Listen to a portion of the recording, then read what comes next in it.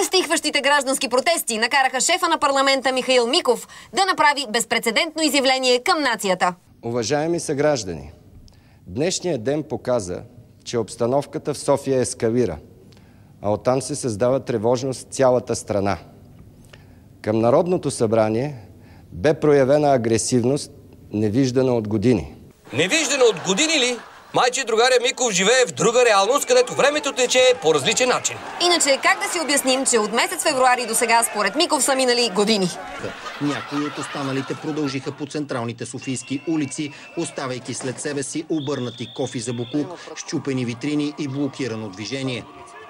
Най-сериозният сблъсък стана на булевард Христо Ботев. В един момент полицията тръгна с палки срещу насъбралите се хора. След минути стана ясно, че е стреляно с газов пистолет. Тези събития в крайна сметка доведоха на власт Михаил Миков и партията му БСП. Затова може би той не ги смята за агресия, а за нещо напълно в реда на нещата. Към Народното събрание бе проявена агресивност, невиждана от години.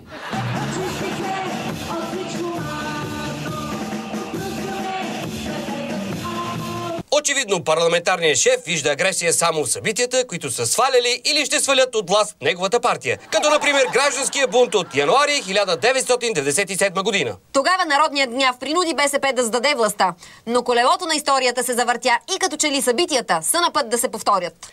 Мария, това колело на историята май се върти на място, защото пак сме в изходна позиция. Ами не знам какво са си мислили червените стратези, когато преди 3 месеца призоваваха да върнем България на хората. Но ето, че хората приеха думите им съвсем буквално и сега наистина си я искат. Те могат да си я искат колкото си искат, но дали има кой да им я даде? Обръщам се и към медиите, към журналистите за отговорно поведение. Съзнателно или не, избраният от много телевизии начин за отразяване на това, което се случва около Народното събрание, допринася за ескалиране на напрежението. И таз хубава. Пак медиите виновни. Имам чувството, че в длъжностната характеристика на българския журналист има изискване да е виновен без доказване на противното. Напомням на журналистите, най-вече на представителите на обществените медии, че справедливото и спокойно отразяване на ситуацията в столицата и в страната е дълг на всеки обективен журналист. Щом като журналистите не се сещат, ние ще изпълним техния дълг и ще отразим ситуацията справедливо, обективно и спокойно. Така, както вероятно си го представя господин Миков. Днес хиляди трудещи хора дойдоха пред Народното събрание, за да изразят безрезервната си подкрепа към новото правителство и лично към другария Михаил Миков. Сплотените колони с неизразим възторг приветстваха своите избранници.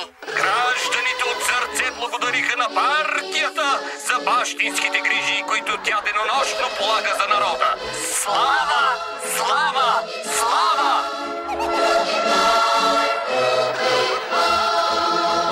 Да, но всичко това беше преди години. Сега реалността е друга.